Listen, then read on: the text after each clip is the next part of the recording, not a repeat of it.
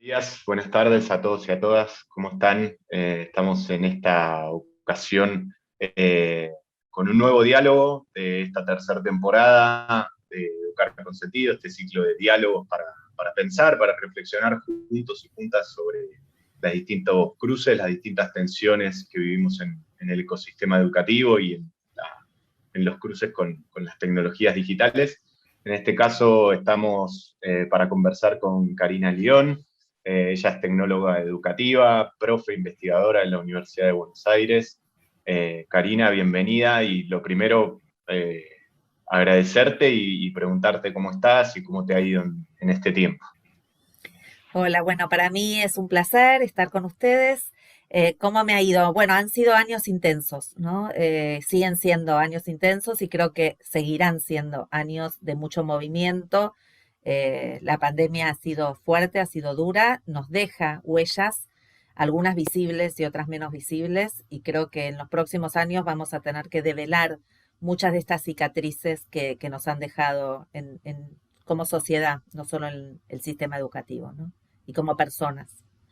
Sí, en algún punto vos venís trabajando hace mucho en tecnología y en educación y en alguno o en muchos sentidos este momento actual es como que todo lo que se viene investigando en la materia y todo lo que se viene dando clases es como que cobra una dimensión, una centralidad muy grande, ¿no?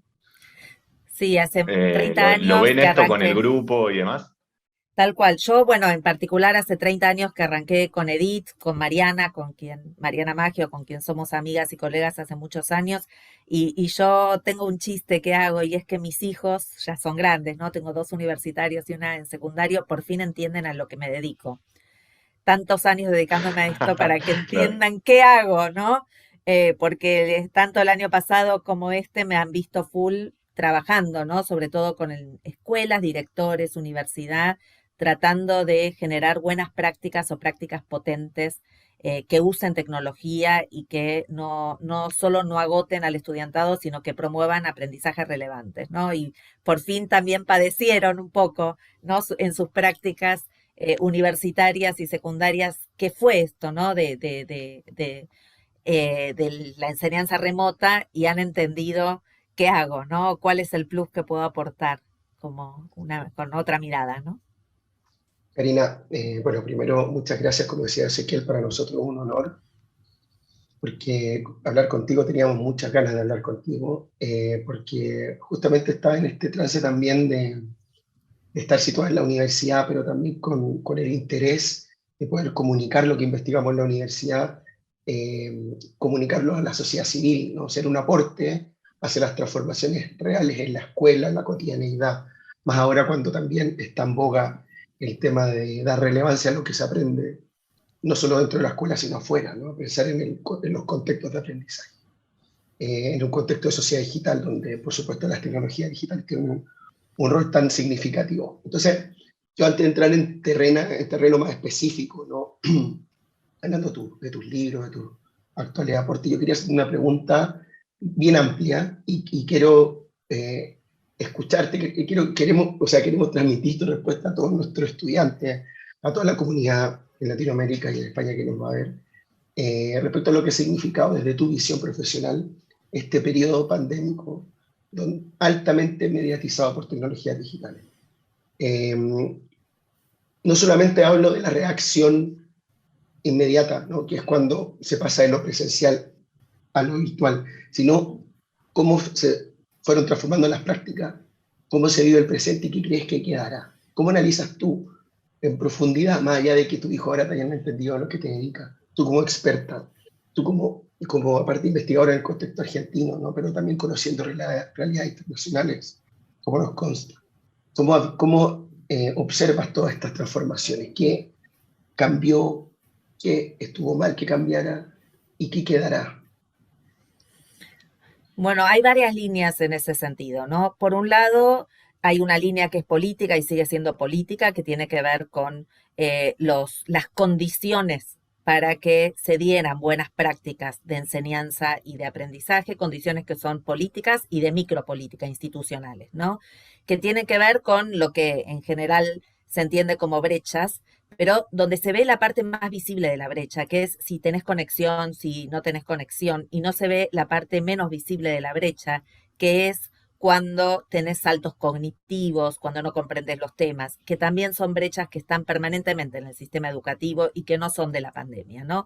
Entonces, por un lado, lo que yo veo con preocupación es que no podemos seguir generando reduccionismos y naturalizarlos. Un reduccionismo tuvo que ver o tiene que ver con lo que instalaba también la sociedad o las familias, ¿no? Que si no había sincrónico y no había un docente o una docente hablando en ese sincrónico, no había clase. La concepción de una clase donde lo que prima es la explicación docente. Pero también el otro reduccionismo. A mí hay una pregunta que me hicieron mucho, ¿no? En estas conversaciones que tuve con distintos colegas, y es cómo sé que aprenden en la virtualidad. Y yo les devolvía la pregunta, ¿cómo sabes que aprenden en la presencialidad? Porque hay una ilusión que tiene que ver con que aprender es rendir. Entonces, quienes rinden bien, aprenden, y no, rinden bien y tienen un oficio de rendir bien, pero eso no significa que aprendan. Entonces, desnaturalizar que las prácticas de enseñanza no pueden ser solo la explicación, que el aprendizaje no puede ser solo el rendimiento, que lo híbrido no es solo lo sincrónico y lo asincrónico, lo virtual y lo presencial, porque el concepto de híbrido es cultural, viene de García Canclini, es mucho más complejo que esto.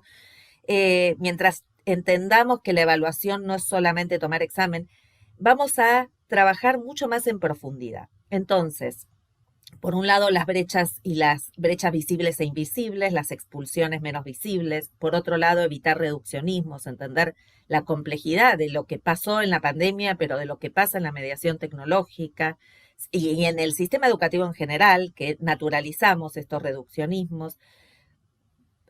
Revalorizar las condiciones. No hay aprendizaje si no hay condiciones para aprender. Y estas condiciones tienen que ver con lo emocional, pero también tienen que ver con el deseo de aprender. Yo creo que a lo largo de nuestro paso por el sistema educativo mutilamos ese deseo de aprender porque no escuchamos esas necesidades que tienen nuestros estudiantes, esas necesidades reales, ¿no? Y para mí esta es una preocupación enorme, ¿no? Y tiene que ver con otra que también la viví en la pandemia, ¿no? Cuando preguntaban cómo sé que aprenden y la respuesta era la desconfianza, cómo sé que no se copian. Y yo les decía, esa es la pregunta que nos tenemos que hacer, ¿cómo sé que no se copian? O sea, esa es la pregunta, la base es la desconfianza y la pospandemia nos va a dejar recuperar la confianza, nuestra confianza en la enseñanza y la confianza en el estudiantado, porque la pregunta no es cómo sé que no se copian, sino ¿qué hago yo para que aprendan? ¿Y por qué tienen deseo de aprender, ¿no? Y cómo despertar, cómo hacer emerger ese deseo de aprender. La jerarquización de los contenidos, la jerarquización de algunas actividades. La primera parte de la pandemia fue saturación de actividades, saturamos. Nos agotamos y el cuerpo docente decía, estamos agotados, pero claro, ¿cómo no vamos a estar agotados si dimos mucho más de lo que se da habitualmente? La jerarquización es parte de lo que nos toca como sociedad. Arrancábamos hablando de algoritmos, ¿no? Informalmente. Bueno, que los algoritmos nos llevan a la necesidad de elegir. Cada vez elegimos menos. Cada vez elegimos menos. Entonces, la elección es parte de lo que la pandemia nos deja. Tomar decisiones respecto de qué elegimos enseñar, pero también dar la oportunidad de que nuestros estudiantes puedan elegir. Eligen cero. No eligen grupo, no, cuando empiezan primer grado no eligen ni sus compañeros, no eligen currículum, no eligen actividades, no eligen nada, ¿no? Y esta poca electividad se da de cruces con lo que necesita la sociedad, que son sujetos que tomen decisiones, decisiones inteligentes, frente a un mundo que casi los está limitando en esa toma de decisiones. Me parece que acá hay un montón de ramas que la pandemia lo que hizo fue poner visible, no es que no estaban, ¿no? Poner visible que hacemos reduccionismo, que naturalizamos, que nos creemos que porque explicamos el otro aprende, que la desconfianza es la base del sistema educativo porque permanentemente tratamos de buscar lo que no sabe el otro en lugar de buscar lo que sabe, ¿no? A ver qué no sabes, te voy a tomar algo para ver qué no sabes, cuando en realidad la base es demostrame qué sabes, qué te gusta, qué te interesa. Hay un montón acá de líneas, ¿no? Que tienen que ver con tramas complejas, culturales, políticas, psicológicas, didácticas, comunicacionales, y también, por supuesto, emocionales, ¿no? Y que lo primero que yo diría para ese futuro es que no volvamos a hacer reduccionismos, porque toda naturalización que hagamos ya la tenemos y todo reduccionismo ya lo tenemos en el código binario. Nosotros como humanidad no podemos hacer el reduccionismo de ceros y unos. Tenemos que mirar el mundo con un prisma más complejo, ¿no? Una humanidad que va a necesitar prismas mucho más complejos que estos reduccionismos. Tremendo. Estas distintas líneas que mencionaste, se me abrieron 200 preguntas de distintos temas para hacerte, pero quizás lo que más me hizo ruido es esto que marcaste. Tiene poco futuro la pauta, Karina. Tiene poco futuro la pauta. El que avisa no traiciona. Ya te lo habíamos dicho por mail que, bueno, a partir del diálogo sabíamos que iba a salir un montón de carne para debatir, ¿no? Pero me llamó mucho la atención y te pido a ver si podemos profundizar un poquito más en este cruce con lo que vos planteabas de los algoritmos y en esto de que como usuarios y usuarias nos empujan a cada vez tomar menos decisiones. Hay un concepto que anda dando vueltas que es el de pedagogías del confort, que en algún punto es reproducir los modelos transmisivos, ¿no? de información, que era algo que venías planteando antes.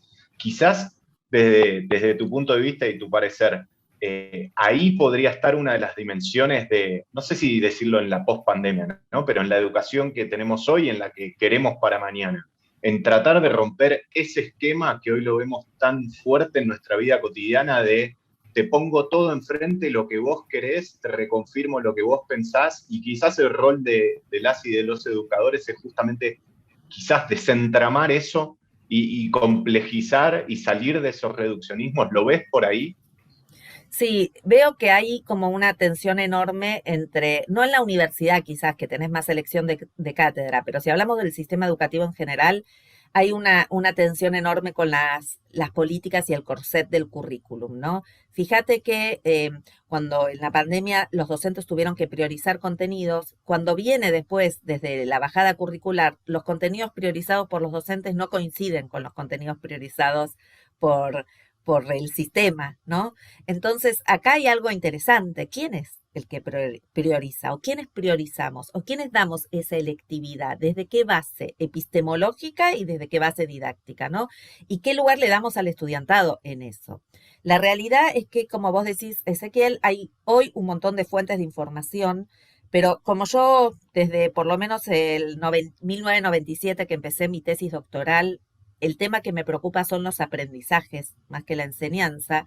Lo que te diría es que frente a lo que veo, ¿no? de los aprendizajes estudiantiles, los retos tienen que ver con que Internet nos pone, además de esos algoritmos, un mundo horizontal. La información en Internet no está jerarquizada, toda es de igual valor, y es de igual valor el especialista que el que da una opinión, ¿no? Y frente a esta horizontalidad de la información, la jerarquización es un rasgo que tenemos que trabajar como sistema educativo. Entonces, si ponemos todo sobre el mostrador, ¿cómo enseñas a trabajar lo que sería small data, ¿no? Frente a big data? Porque para trabajar small data, vos tenés que enseñar a jerarquizar.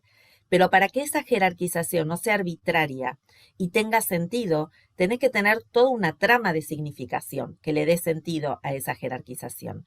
Frente a la horizontalidad de la información, los aprendizajes suelen ser más asociativos que comprensivos. La comprensión implica una mediación que jerarquiza. Y para esa jerarquización tenés que tener una trama de sentido. Te vuelvo a decir que te diga, bueno, este concepto no es un ejemplo, es un concepto, y de este se derivan otros conceptos. Todo ese marco que está difuso hoy lleva a que las decisiones que se tomen son decisiones que muchas veces banalizan también el contenido, ¿no? Entonces, me parece que, y acá estoy metiendo otra dimensión, que es la epistemológica, ¿no? Que tiene que ver con la construcción de sentido y con la construcción de jerarquías de sentido en la trama de horizontalidad que Internet propone. Además de esos algoritmos que casi te llega esa información, te exigen una habilidad que es la que tenemos, muchas de las habilidades que tenemos que trabajar en los próximos años. Esta toma de decisiones tiene que estar como en conjunto con la habilidad de jerarquizar, de sintetizar en tramas epistemológicas cada vez más complejas y provisionales, con la posibilidad de crear y producir y no reproducir, por eso en la línea de lo que vos decías, ¿no? La didáctica clásica reproduce, tenés docentes que reproducen la información. ¿Cómo generás seres creativos?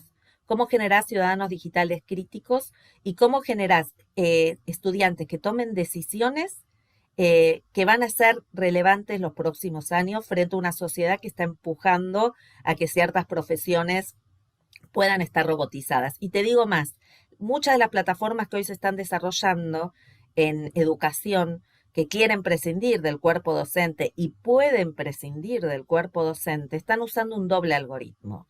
No solo el algoritmo del rendimiento, que es que te personalizan el programa en función de tu rendimiento, sino el algoritmo de lo que se llama computación afectiva, que es el algoritmo de reconocimiento facial que lee tus emociones, las traduce un algoritmo, la cruza con el algoritmo del rendimiento y te hiperpersonaliza tu programa educativo. Frente a eso, docentes, ¿qué tenemos que decir? ¿Qué plus tenemos que no lo da ese algoritmo, ¿no? ¿Qué emociones pueden no ser capturadas por un algoritmo de reconocimiento facial?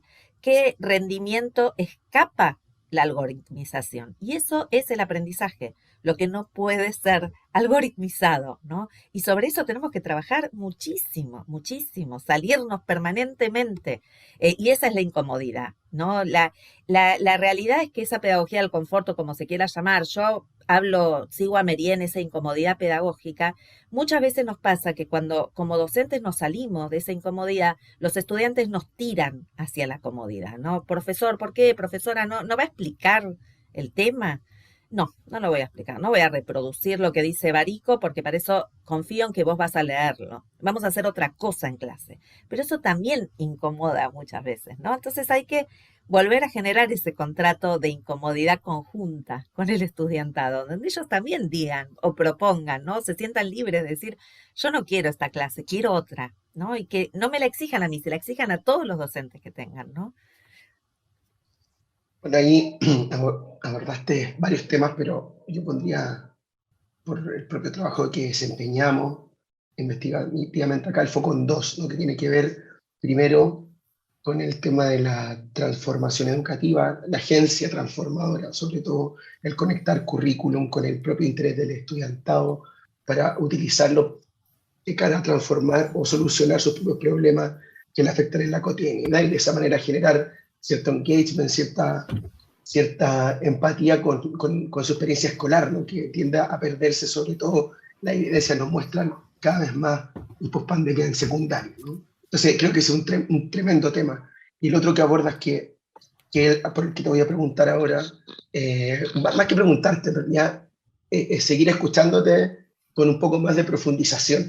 Está claro que son tus temas y seguramente, además de esta propia definición más conceptual, tienes experiencia en el propio campo. Entonces, sería interesante porque hay un tema que con Ezequiel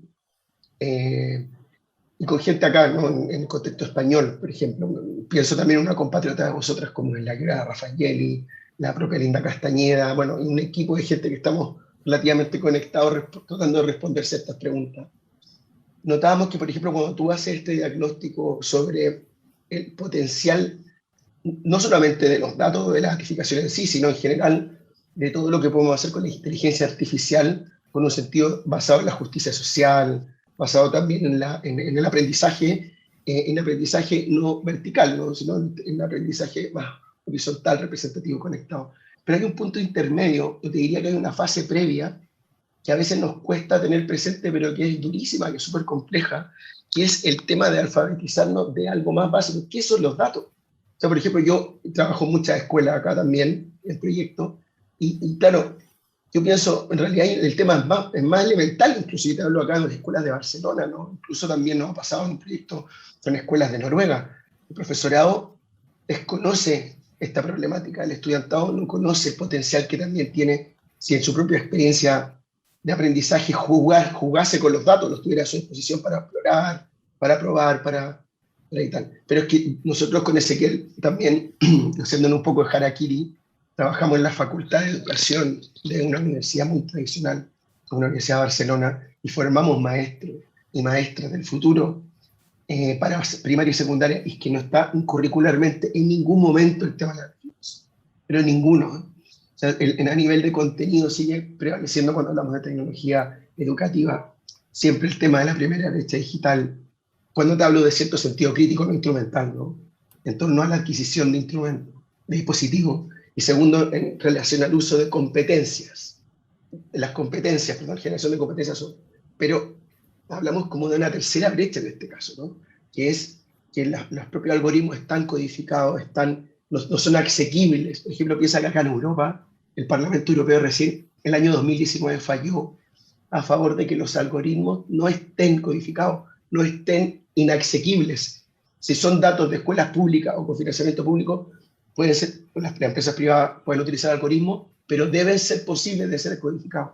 Pero ¿quién sabe decodificarlo a día de hoy? O sea, una vez que hayas promovido eso, ¿quién hace esa codificación? Nosotros, en nuestro equipo, no tenemos idea. Lo que trabajamos es la conciencia de que hay que buscar una solución. Si yo te pregunto a ti eso, ¿qué hacemos con un sistema educativo que periféricamente algunas voces importantes como la tuya entiende, comprende, denuncia que hay una problemática, pero sigue siendo una periferia dentro de una problemática tan amplia que el resto no entiende, no sabe que existe, y peor aún, probablemente, como dice nuestra amiga Lucy Pancracio, aún no es capaz de medir las consecuencias en el mediano plazo y en el largo. No sé cómo lo ves tú en ese caso. ¿Cómo se pueden hacer iniciativas desde la formación de futuras maestras y maestros en la propia escuela cuando los equipos directivos tampoco lo tienen presente? Bueno, otra vez una pregunta amplia para que, como dicen mis amigos porteños, puedas liberar la respuesta.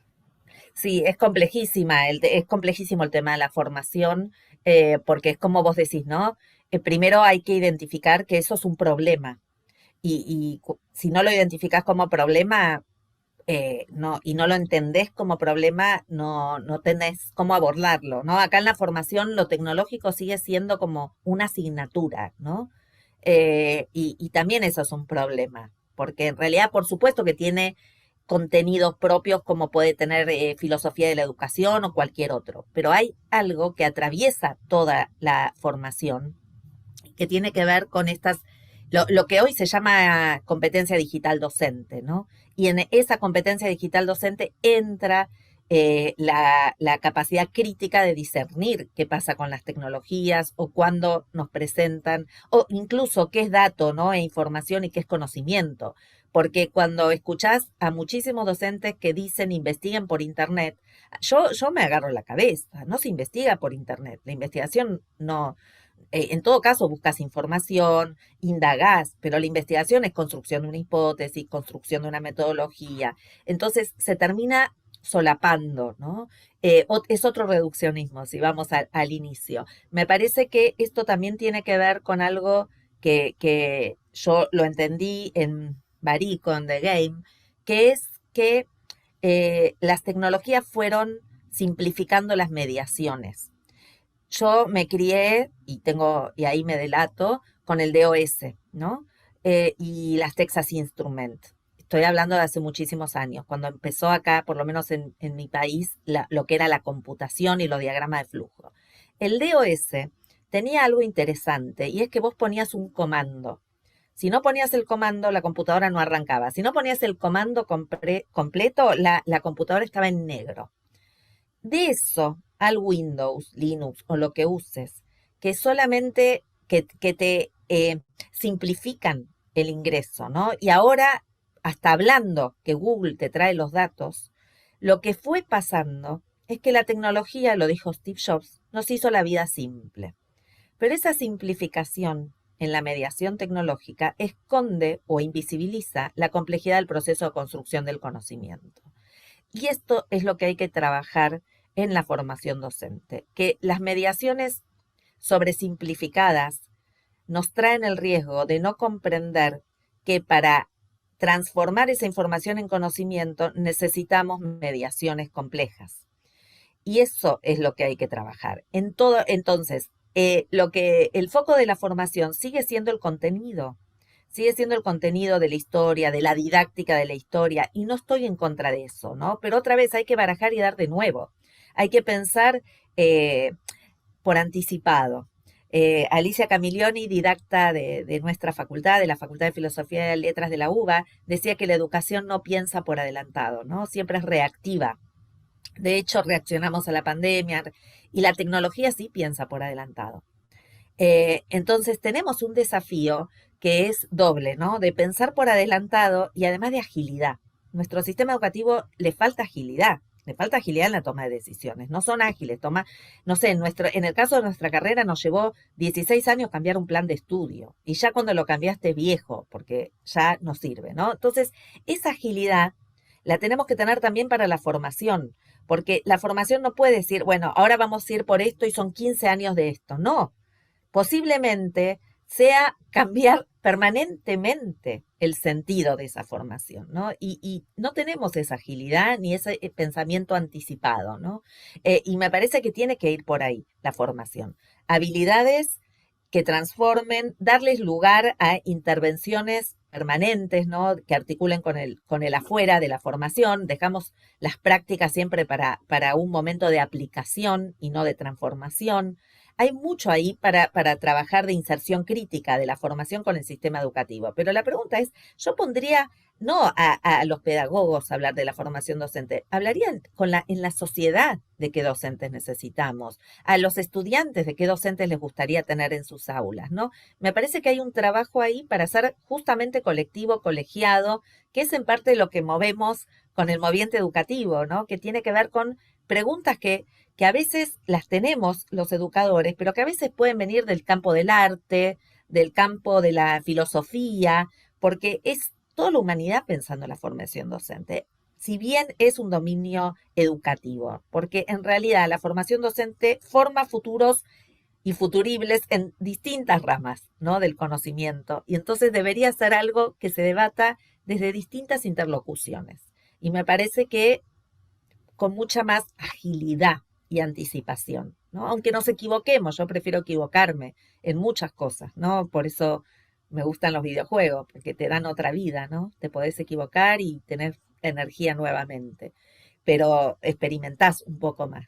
Experimentamos poco, ¿no? Hablamos mucho del constructivismo, del error, pero la verdad es que no nos permitimos errar. Claro. Ahí, Karina, mencionabas de refilón un poco lo que vienen haciendo desde el movimiento y nos contabas que, bueno, vos estás dando comunicación y educación en la Facultad de Filosofía y Letras y me gustaría que nos cuentes un poquito a toda la comunidad cómo vienen experimentando y errando, cómo vienen en algún punto y quizás compartiéndote un poco algo que me pasó a mí durante la pandemia, que fue como el sentir la necesidad de volver a las bases, ¿no? A todas nuestras corrientes teóricas de educomunicación, con, bueno, nosotros y nosotras latinoamericanos y latinoamericanas, que con tanto orgullo tenemos la trayectoria de los Freire, de Kaplun, bueno, acá en España también Osuna Cedo, Frau Meix, hay tanta investigación y tanta teoría que en estos tiempos de crisis y de incertidumbre podemos ir a buscar ahí ciertas raíces o ciertas bases, pero bueno, en algún punto preguntarte cómo vienen haciéndolo ustedes desde el movimiento, desde la cátedra y para contarle a toda la gente que nos ve las distintas estrategias, las distintas tácticas, las distintas experiencias que vienen transitando. Bueno, ahí el moviente surge de la cátedra de Educación y Tecnología. Yo después gané el concurso de Educación y Comunicación, que es otra cátedra que tengo, pero fuertemente de Educación y Tecnología con Mariana Maggio, a quien acá seguro los oyentes han escuchado. Y la idea era generar una experiencia colectiva, creativa, donde horizontal, en red, donde pensemos temas justamente que convoquen respecto de la educación. Y convocamos voces de directores, voces de formación docente, pero también filósofos, gente de arte, ¿no? En esta idea de generar una experiencia, la idea de moviente viene de Bergson, y tiene que ver con esto, ¿no? Lo que está haciendo. Y lo que está haciendo en tiempo presente es lo que emerge, ¿no? Y tomamos crónicas de pandemia, tomamos imágenes del sistema educativo. La idea es una construcción en vivo que no quede fija ni fijada, sino que justamente se mueva y que transforme nuestro modo de mirar el sistema desde distintas voces, ¿no? Hablamos de polifonía, hablamos de voces polifónicas, que es una idea de Brunner, ¿no? Del perspectivismo, de tener más de una perspectiva. En el caso de comunicación y educación, a mí además, y lo sumo al moviente, ¿no? Porque también tenemos gente de comunicación ahí, lo que nos mueve un poco más es esta idea de romper un relato único, ¿no? Que ya está roto del broadcasting, ¿no? Ya está roto transmedialmente, ahí las conexiones con Mariana Ferrarelli o Alvarelo, que vienen trabajando temas de transmedia, pero la idea de romper un relato único, porque ese relato único es otra ilusión, que es el relato didáctico también clásico, ¿no? Que porque yo explico el canal de comunicaciones, expliqué, y recupera esta idea de multifuente, multiplataforma, multiperspectiva, multirelato, narrativa, y vos trajiste a Freire, y yo hay algo ahí que me hace hilar todo lo que vengo diciendo, ¿no? Freire hablaba de la pedagogía de la pregunta, y en general nuestro estudiantado responde, no pregunta. Cuando preguntas para preguntar, no entendí, ¿me lo puedes repetir? Pero no es la pregunta educativa. Cuando un estudiante puede formular una buena pregunta es que entendió el tema. Sin embargo, ¿cuántas oportunidades tiene de formular una buena pregunta? Si en general le estamos dando todo para que responda, ¿no? El sistema educativo está pensado, y también en la universidad, te doy este examen, respondelo, te doy esta actividad, hacela. No hay una idea de una pregunta creativa y de una pregunta formulada desde las entrañas de esa comprensión, ¿no? Y me parece que recuperemos lo básico. Lo básico es saber preguntar, hacer buenas preguntas. Y esto también nos hila con los datos, con los algoritmos, ¿no? Probemos a hacer una pregunta que no pueda responder Siri, que no pueda responder el algoritmo. Probemos a hacer. A ver qué nos pasa, ¿no? Yo digo, experimentemos esto, eso también es experimentar y errar, ¿no? No sé si alguna vez lo probaron, yo probé hacer preguntas, ¿no? Que no puedan ser respondidas fácilmente, o formular una pregunta y repreguntar, ¿no? Y en el preguntar y formular preguntas está la base de la creación, ¿no? Cuando Gardner hablaba de las 5 mentes del futuro en el 2005, ¿no? Me estoy yendo mucho más atrás, hablaba de una mente creativa, pero la mente creativa, decía él, tiene una base de síntesis.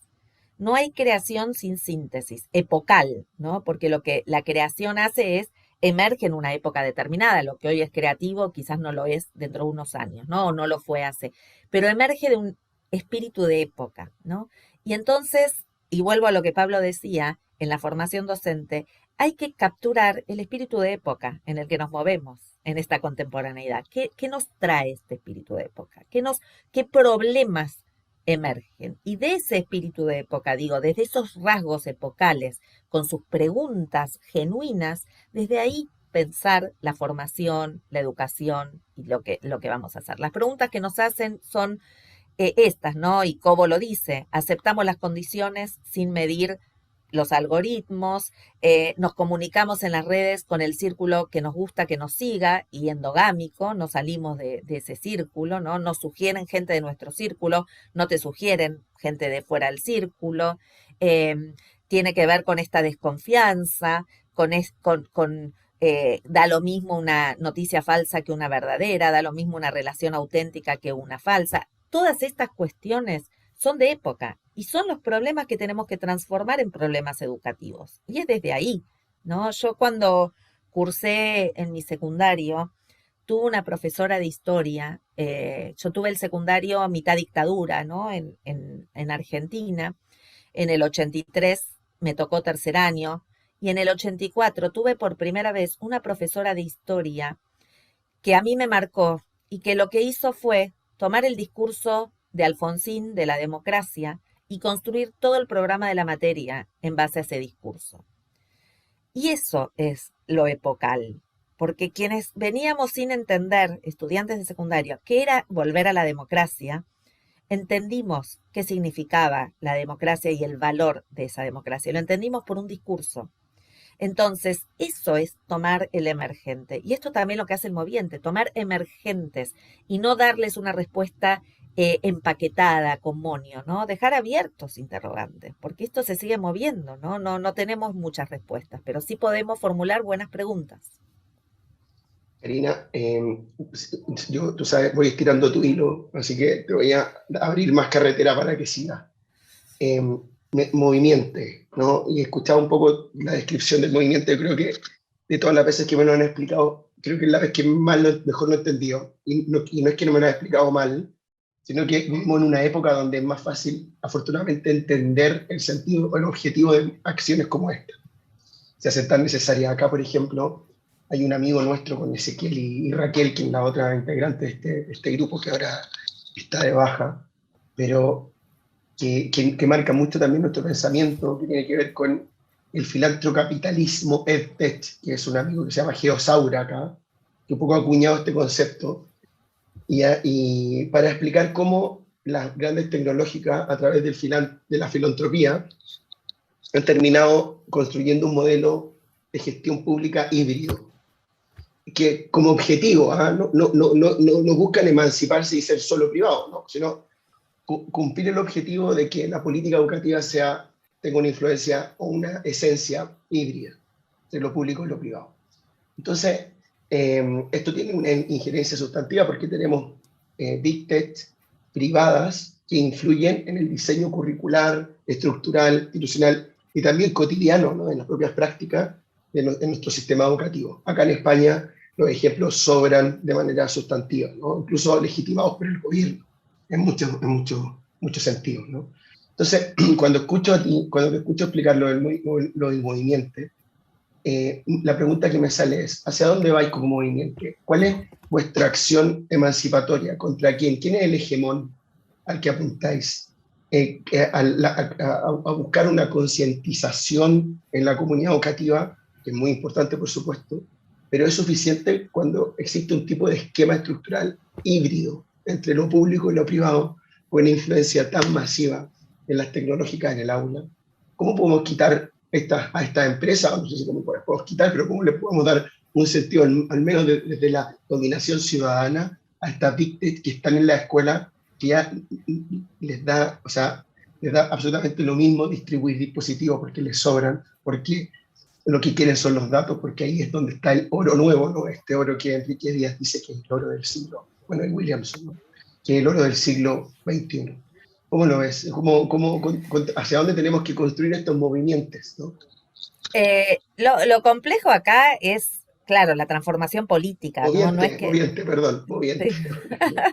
Sí, es que es una categoría de Bergson. Yo ahora estoy leyendo de Bergson el ensayo sobre la risa, que es muy bueno también. A ver, la realidad es que la pregunta que vos haces es complejísima en términos políticos, ¿no? Porque es qué transforma realmente la sociedad y el sentido educativo y la injerencia de empresas, ¿no? En el caso nuestro también las editoriales, ¿no? Porque las editoriales te dan la plataforma con los contenidos ya directamente trabajados.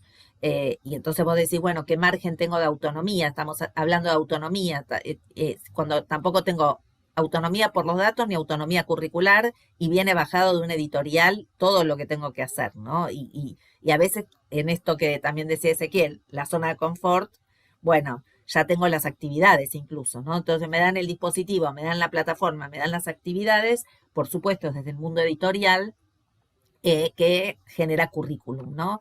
Y eso es complejísimo, ¿no? Porque tenés la empresa dentro de la escuela o del sistema. La universidad se salva por su autonomía, ¿no? Pero hasta ahí, digamos, ¿no? Porque también tenés hoy lo que es I+D, que entra, ¿no? Dentro de algún punto en esta relación o interrelación tan difícil.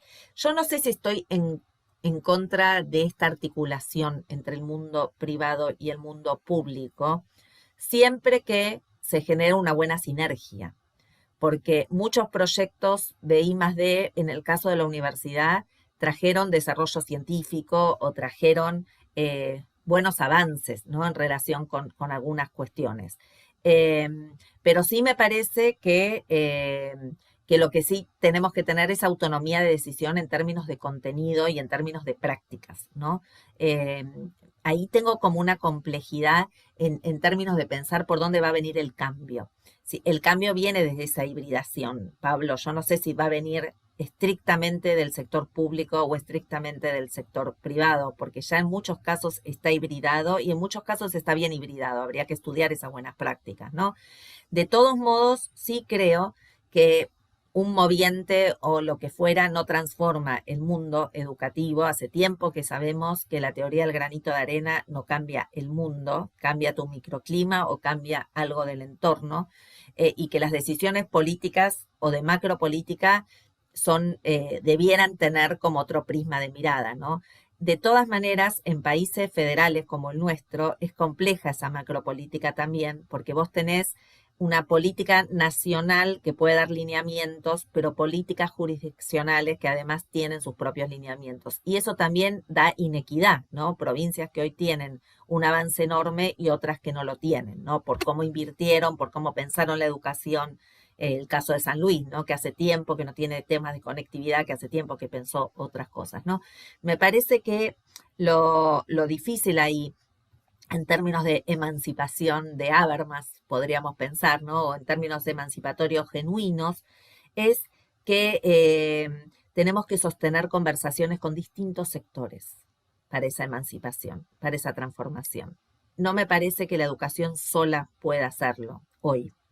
No me parece que tenga que hacerlo hoy, ¿no? La pregunta es quiénes son esos interlocutores socios buenos para esa emancipación, genuinamente positivos, uno podría decir, para generar una transformación en la educación. Y en esos socios hay que ver dentro del mundo privado quiénes podrían ser buenos socios, o en el mundo civil, ¿no? De las organizaciones civiles, quiénes podrían ser socios potentes. Pero me parece que el sistema educativo como sistema no puede hoy estar aislado, porque no lo está, porque ya toda esa penetración empresarial está, porque está también en los sistemas de gestión que se usan, pues las escuelas usan sistemas de gestión escolar con bases de datos enormes, que otra vez son datos a donde van, porque acá explotó Google Classroom con el imperio Google, usado en todas las escuelas, entonces ahí ya tenés otra corporación adentro de las escuelas. Es muy complejo hoy decir, bueno, que fue la lucha de las plataformas. De hecho, Zoom se benefició muchísimo, ¿no? Con la pandemia, sus acciones y Google también. Es la lucha, ¿no? Es la lucha de esas plataformas. Pero cuando ya metes una plataforma, ya estás metiendo el mundo corporativo adentro. Y no estás metiendo cualquier mundo corporativo, estás metiendo Google. ¿Sí? Y Google es una de las grandes corporaciones. No llega a Amazon, ¿no? Que hoy es la que más factura y la número uno lejos, pero está ahí, ¿no? Entonces, ¿cómo sacás ese mundo corporativo, ¿no? Y me parece que no sé si lo podés sacar. La pregunta es, ¿cómo comprendés que tenés ese mundo corporativo adentro? Que cuando usás Gmail, Classroom y estás feliz con todas las aplicaciones de Google, hay algo que se llama datos y base de datos que lo está teniendo una corporación y no la escuela. Cuando yo dirigía UBA 21, que es el programa de ingreso a la Universidad de Buenos Aires, por el que pasan 100.000 estudiantes, ¿sí? Por año, me vinieron a ver de Canvas creo que era, que es una de Estados Unidos, ¿no? Una plataforma, diciendo que cambie el Moodle por esa plataforma, ¿no? Y en la letra chica, por supuesto, estaba que la base de datos de la UBA pasaba a ellos, ¿no? La base de datos de la Universidad de Buenos Aires tiene 28.000 docentes, 320.000 alumnos, por lo menos. La letra chica, los datos no te los voy a dar, ¿sí? Pero bueno, eso es Williamson, esos son los datos, ¿no? Eso es lo que hoy se vende, y ya lo decía Castells en 1999 con la Sociedad de la Información, ¿no? La Sociedad de la Información es la sociedad del dato valioso que a alguien le sirve. Yo no sé si eso lo vamos a poder sacar para transformar políticamente un sistema educativo que debiera emanciparse. La cuestión es de quién nos emancipamos, ¿no? Nosotros todavía no nos emancipamos ni de España, digo. ¿De quién nos emancipamos? Y cómo hacemos ese proceso de emancipación. Pero las plataformas no seamos ingenuos ni inocentes, ya están adentro, y la pandemia ayudó a que estén todavía más adentro, como vos dijiste, Pablo. No las vamos a poder sacar, porque también dan comodidad, porque también tienen lo bueno, ¿no? Que documenta, que permite hacer portfolios, etcétera, etcétera. Lo difícil va a ser salir de eso, vuelvo al inicio, ¿no? Con propuestas creativas que no reduzcan a lo que la plataforma ofrece, porque el peligro que tenemos es que los docentes terminen haciendo propuestas eh, poco valiosas, que son las que las plataformas permiten, ¿no? Moodle tiene foro, hago foro. Moodle tiene esto, hago esto. No, el pensamiento es didáctico y empezar a romper desde ahí. ¿Qué rupturas profundas vamos a poder hacer con ese mundo híbrido de lo privado y lo público? No lo sé. La realidad es que tenemos que pensar críticamente y yo lo pensaría con los jóvenes, porque cuando vos hablas con jóvenes, que a mí me gusta por lo menos, por eso me metí también en el mundo de los videojuegos, porque me gusta realmente jugar y me gusta eSport y me gustan los juegos y siempre me gustaron, eh, ellos tienen otra cabeza. No les preocupan estas preguntas, ¿no? Ni siquiera terminan la universidad en muchos casos, porque tampoco les preocupa terminar la universidad. Yo acá insisto mucho en casa que terminen la carrera, ¿no? Pero no es una preocupación el título universitario, porque saben que el mundo laboral está pidiendo otros perfiles. Ya no es qué título tenés y te doctoraste, ¿no? Y eso también tenemos que mirarlo. Tenemos que mirar qué desean esos jóvenes, por qué no terminan las carreras, qué les piden que sean, ¿no? ¿Qué se valora hoy? Y eso también es parte del mundo corporativo adentro de la escuela o del sistema educativo, porque es lo que va penetrando en esas mentes, va diciendo, mira, el mercado va por acá, ¿vos dónde vas a ir? ¿Vas a ir a hacer filosofía y un doctorado para hacer investigación? No, el mundo va por... Entonces, eso también nos tira contra la emancipación. O sea, no nos engañemos, es compleja también esta emancipación.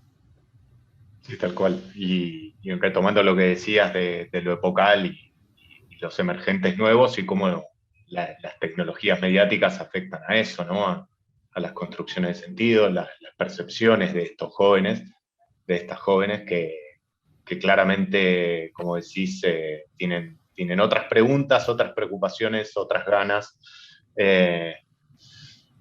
No, es tremendo, tremendo, Karina. La verdad que está para estar toda la tarde. Quería hacerte una última pregunta para no superar la hora, que es uno de los objetivos que nos propusimos con Pablo para esta tercera temporada, que no cumplimos en las Y que anteriores, nos cuesta mucho. y no agotar tampoco a las personas que vienen a conversar, que destinan nuestro tiempo, que abren la cabeza, sus ideas y sus militancias también, porque escuchándote me parece que esto que decís de los acuerdos, de las nuevas negociaciones que necesitamos, contemplando las diferentes jerarquías, me parece que, bueno, te iba a hacer una pregunta puntual por sobreactivismo y educación, pero ya la has contestado sin siquiera tener que preguntártela. Quería hacerte esta última pregunta también para dejarte el espacio para que nos cuentes del último libro que sacaste de Aprendizaje y Tecnologías, Habilidades del Presente y Proyecciones del Futuro, porque me parece que es un ejemplo empírico de esto último que decías, ¿no? De poder abrir ventanas, de poder incorporar diversidad de voces, ni hablar a las juventudes, y de poner en el centro a los diálogos, ¿no? Y en algún punto de intentar no cerrar sentidos, sino abrir nuevos. Así que contarnos un poquito de eso y ya te liberamos. Perdón, que tuvo una interrupción No pasa hogareña. nada. Sucede. Eh, Volveme al eje de la pregunta. No, que, a ver, me parece que de lo último que planteabas, de que tenemos como Sobre el libro. ciertas Ah, del necesidades, libro. yo lo hilaba con el libro para que nos cuentes un poco qué fue lo que les motivó a hacer esta compilación, abrir nuevas voces, nuevos sentidos y demás, y ya con eso cerramos. Mira, a mí en los libros me gusta también esto de las voces porque es la misma polifonía, ¿no? En el caso del último, que es el de aprendizaje, tomé gente que viene trabajando hace mucho el tema de autorregulación, que para mí es un tema que es relevante, ¿no? Estrategias metacognitivas y sobre todo la autorregulación de la Universidad de La Plata, que vienen justamente siendo muy serias, ¿no? En ese trabajo y me interesaba el tema de la autorregulación porque esto que decíamos de frente a lo que fue la pandemia de la sobresaturación, los estudiantes tuvieron que, siempre tienen que elegir, porque cuando tenés 12 materias en el secundario o 3 materias en la universidad, vas eligiendo a qué le das más peso, ¿no? Pero la autorregulación fue vedette un poco de esta escena, ¿no? De esta habilidad metacognitiva de elegir qué. Y el libro surge prepandemia, pero nos agarra la pandemia y nos dio la oportunidad de volver a revisarlo, ¿no? Y eso es buenísimo. porque si bien arrancaba recién la pandemia, nos dio la posibilidad de volver a revisar el tema de los aprendizajes en este contexto, ¿no? Entonces toma temas de autorregulación, de formación docente, de competencias digitales, todos los temas que preocupan a un colectivo y desde voces distintas que investigan distinto. Incluso recupera una tesista que trabajó con migrantes, la inmigración y los aprendizajes en esa inmigración, ¿no? De quienes estudian siendo inmigrantes.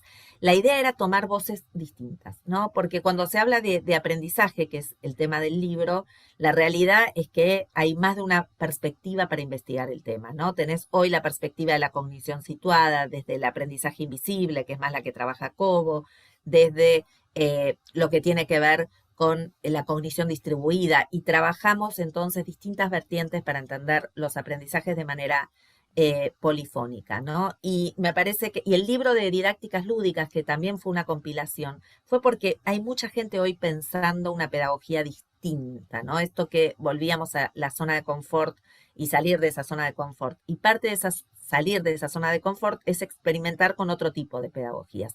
Y siempre me parece que las compilaciones lo que hacen es sumar voces, ¿no? A mí no me gusta la voz única. Solo escribí un libro sola, que fue mi tesis doctoral, porque bueno, era mi tesis, pero el resto no lo escribo sola. Me parece que incluso artículos, me gusta escribir con gente distinta, ¿no? Ahora saqué uno con alguien de la UTN. Hicimos una investigación comparativa entre la Universidad de Buenos Aires y la Universidad Tecnológica Nacional de qué pasó con los docentes en pandemia y comparamos docentes de la UTN con docentes de la UBA. A mí me gusta salir un poco, ¿no? Dentro de lo que pueda de la endogamia de mi propia universidad y buscar qué hacen otras universidades, otros colegas, y a veces que no vienen del ámbito universitario tampoco. Hay un libro que sacamos con Alejandro Artopoulos que se llama la Escuela de las Pantallas, donde escribe Marcelo Birmacher, que es escritor, Diego Golombek, que es biólogo, escribe distinta gente hablando de educación, porque ellos, aunque no sean licenciados o doctores en educación, atravesaron la educación y son escritores, biólogos o docentes, ¿no? Y entonces esa idea de salir del discurso, por lo menos traer más de una voz, y a veces en tensión, no son libros que a veces discutís en el mismo libro, ¿no? Y está bueno eso también, mostrar que no hay voces únicas ni un solo discurso, genera también una ruptura de pensamiento. Me parece que eso es lo que tenemos que hacer y que hacemos poco. No nos gusta escuchar a alguien que piensa distinto, ¿no? Y muchas veces le negás la palabra al que piensa distinto. Otra vez, pedagogía del diálogo, Freire. Diálogo es escuchar. Diálogo es escuchar al que piensa distinto, aunque no me guste lo que diga. Hay mucha gente que a mí no me gusta lo que dice. Bueno, no los voto en el momento de elecciones, pero en el momento de construir una educación sí tengo que escuchar, pero tengo que entender desde dónde lo dice, ¿no? Fabián Casas dice que la riqueza está en los cruces, ¿no? En los entrecruzamientos y bueno, está en tomar esos riesgos también, ¿no? Que no estamos tan acostumbrados. Bueno, Karina, un lujazo, la verdad, lo pasamos súper bien. Me parece que quedó un contenido para que vamos a usar un montón en las clases y bueno, te vamos a estar seguramente escribiendo para seguir pensando juntos, para escribir, para investigar, para hacer un para paper ponerte a disposición cuando quiera. todo lo que hagamos.